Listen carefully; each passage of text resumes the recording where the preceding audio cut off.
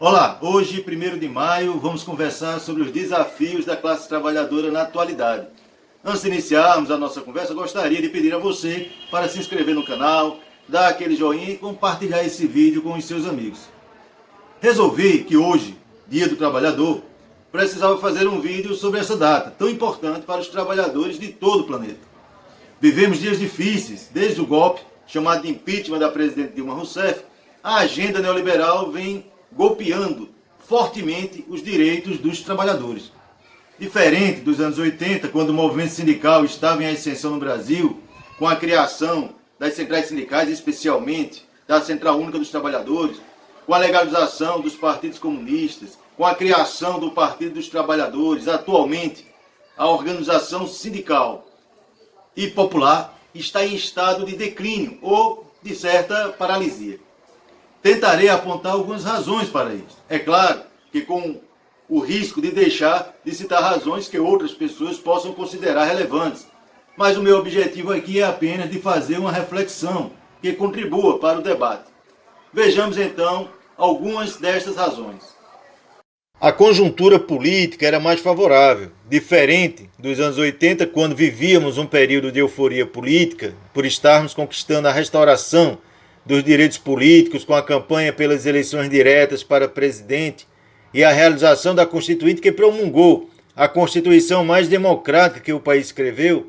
Atualmente vivemos a ascensão neoliberal, que retira direitos contidos na Constituição e usa de instrumentos de controle criados na Constituição de 88, como o Ministério Público e o impeachment, para perseguir legalmente os partidos que representam os interesses dos trabalhadores. A sociedade mudou. Se nos anos 80 havia uma certa efervescência social, com o aumento da participação do povo na criação e organização de diversos movimentos sociais, atualmente vivemos em uma sociedade consumista, a sociedade dos shopping centers, do consumo tecnológico, em detrimento do consumo cultural. Vivemos em uma sociedade individualista que despreza a participação política e as suas organizações, sejam os partidos políticos, sejam os sindicatos ou movimentos sociais organizados.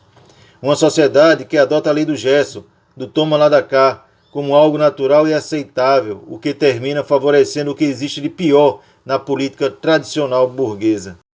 A adoção de novas tecnologias na produção que gerou grande desemprego e insegurança para os trabalhadores. O caso mais emblemático é dos bancários, quando os bancos passaram a instalar caixas eletrônicos em suas agências que faziam diversas operações que antes necessitava do trabalhador para realizar. Os bancos demitiram milhares de bancários em todo o país. Nos bancos públicos, como havia estabilidade no emprego, eles criaram um instrumento da demissão voluntária. Este processo fez com que houvesse um retrocesso na organização dos bancários e, consequentemente, um enfraquecimento da organização sindical destes trabalhadores. Atualmente, a instituição dos aplicativos que possibilita ao cliente fazer várias operações sem sair de casa ameaça ainda mais o emprego. É bom lembrar que agora é o cliente que trabalha para os banqueiros sem receber nada em troca, e sem que o trabalhador, que continua trabalhando para o banco, tenha se beneficiado do aumento do lucro dos banqueiros. Os bancos são as instituições que obtiveram os lucros mais altos nas últimas décadas no Brasil. O fim do socialismo na União Soviética. Não cabe aqui fazer uma análise sobre o que deu errado na experiência socialista da União Soviética, mas sim posso afirmar categoricamente que a existência da União Soviética e as conquistas dos trabalhadores no país, como a redução da jornada de trabalho, forçou os liberais da Europa a instituir o estado de bem-estar social, temendo que o exemplo socialista estimulasse a classe trabalhadora dos países europeus capitalistas a fazerem revoluções, como a ocorrida na Rússia em 1917. Tanto é verdade que o pensamento neoliberal ganha força com o fim da União Soviética e os direitos dos trabalhadores em todo o mundo, inclusive na Europa, passam a ser atacados pela elite dominante. Os 8 anos do governo Fernando Henrique Cardoso, com o fim da União Soviética ocorrida nos fins dos anos 80 e a eleição do presidente Fernando Henrique Cardoso do PSDB, que governou o Brasil de 1994 a 2002, as políticas neoliberais passam a ser implantadas de forma concreta. Inicia-se um amplo programa de privatizações e desmonte do aparelho do Estado com grande resistência do movimento sindical. O governo tenta retirar direitos dos trabalhadores e enfraquecer os sindicatos, reprimindo a luta destes trabalhadores. A ascensão neoliberal no Brasil é interrompida com a eleição de Lula em 2002, mas sem que antes Lula assuma compromissos de não reverter as privatizações e sem mexer em aspectos estruturantes da economia implantados no governo Fernando Henrique Cardoso, a famosa Carta aos Brasileiros, que na verdade era Carta aos Banqueiros. Os 14 anos dos governos petistas. Durante esses 14 anos, os trabalhadores obtiveram conquistas importantes, como a política de reajuste anual do salário mínimo, que, embora insuficiente, já era um avanço.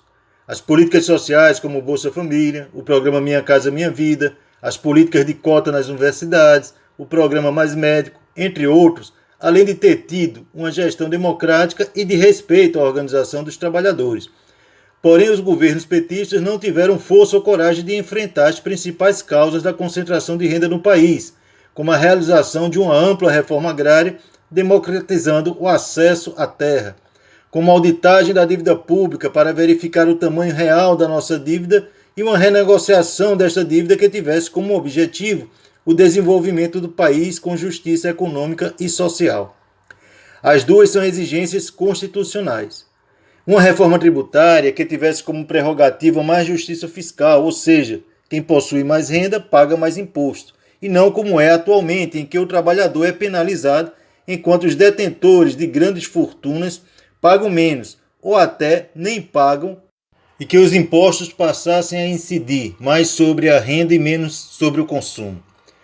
Uma reforma política que incentivasse a democracia direta e participativa e que retirasse o poder excessivo do capital nos processos eleitorais, criando mecanismos que favorecessem mais o debate de ideias e o fortalecimento dos partidos políticos propositivos e não cartoriais.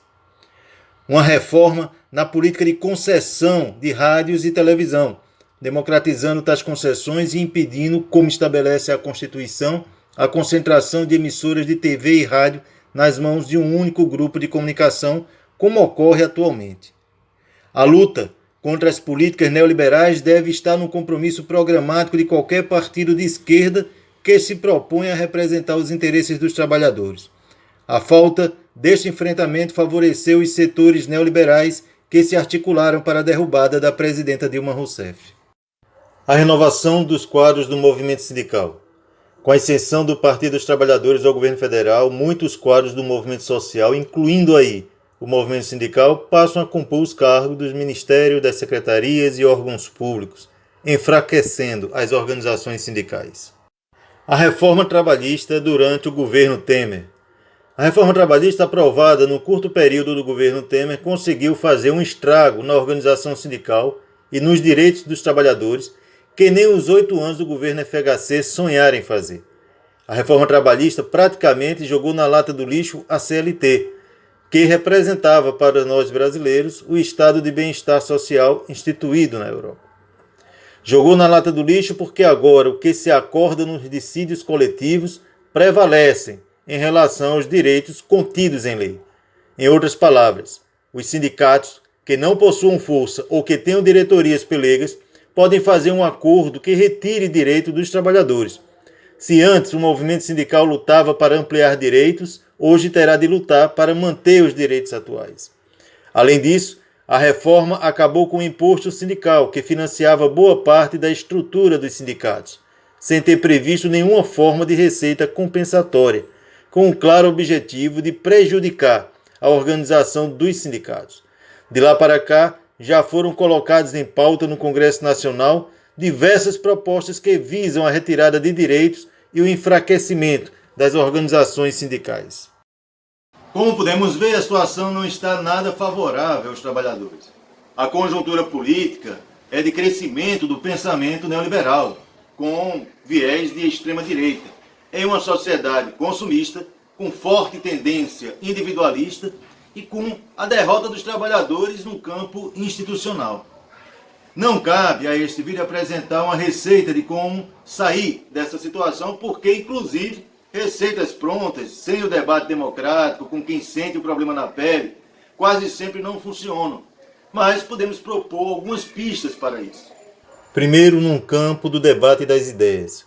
combater a ideologia neoliberal, apresentando aos trabalhadores propostas e caminhos que podemos trilhar, mesmo dentro do sistema capitalista, mas sempre com a perspectiva de construção de um país socialista. Para isto é preciso a organização de comissões de trabalhadores nos locais de trabalho, a melhoria dos instrumentos de comunicação, como a imprensa sindical e dos partidos de esquerda. Para vencer o debate das ideias, precisamos estar preparados e, por isso, é necessário investir na formação política e ideológica da militância, aprendendo com os erros e acertos da luta dos trabalhadores no campo sindical e político e com a história do movimento socialista internacional. No campo sindical, buscar um calendário de lutas que reúna as centrais sindicais, os movimentos populares, o MST, o MTST, os movimentos estudantis, feministas, LGBTQI+, negro, as igrejas e todos que desejam viver em um país mais justo e democrático. No campo político, buscar a unificação dos partidos políticos de esquerda através da formulação de um programa único e de um planejamento de lutas nacionais, que inclua manifestações, passeatas, greves, disputa no processo eleitoral. Derrotar as forças neoliberais nos parlamentos, seja nas Assembleias Legislativas dos Estados, na Câmara Federal e no Senado, e nos cargos executivos para governador e presidente da República nas próximas eleições, é uma tarefa difícil, mas urgente, se quisermos frear os ataques neoliberais aos direitos dos trabalhadores. Diante da situação catastrófica que se encontra o país, com mais de 400 mil mortos pela Covid-19, uma crise econômica que se reflete no maior desemprego da história do país, atingindo 14 milhões de trabalhadores, e a adoção de um auxílio emergencial que mal dá para comprar um botijão de gás, no momento em que o aumento dos preços da cesta básica tem sido expressivo. A CUT tem colocado como principais bandeiras a vacinação de toda a população urgente, a adoção do auxílio emergencial de R$ 600 e o impeachment do presidente Bolsonaro. Você pode até concordar comigo, mas achar que não lhe cabe tarefas tão gigantescas. Talvez, mas cabe lhe dar amplitude ao que você ouviu aqui. Repassar para seus amigos, familiares, colegas do trabalho, enfim, quanto mais divulgamos nossas ideias, mais próximo ficamos de uma população com pensamento crítico. Deixar claro para as pessoas que lhe rodeiam que o voto delas nas próximas eleições pode ser decisivo para elas enquanto classe social. Pois quando votamos em candidatos de direita, neoliberais, estamos votando contra os nossos próprios interesses. Estamos, como diz o dito popular, dando um tiro no próprio pé. Esta é uma boa forma de exercer a sua cidadania de forma consciente. Outra forma é participar dos momentos de luta organizados pelo seu sindicato. É justamente nos tempos difíceis que precisamos estar unidos e fortes, pela unidade dos trabalhadores e das esquerdas, por um programa único contra o neoliberalismo e em defesa dos trabalhadores por mais vacinas e um auxílio emergencial de R$ 600. Viva a luta dos trabalhadores, viva o movimento sindical, viva o 1º de maio, fora Bolsonaro. Bom, por hoje é só. Se você gostou do vídeo e quer continuar nos acompanhando, peço que se inscreva no canal, ative o sininho, dê um joinha e envie este vídeo a seus amigos. Um abraço e até o próximo sábado.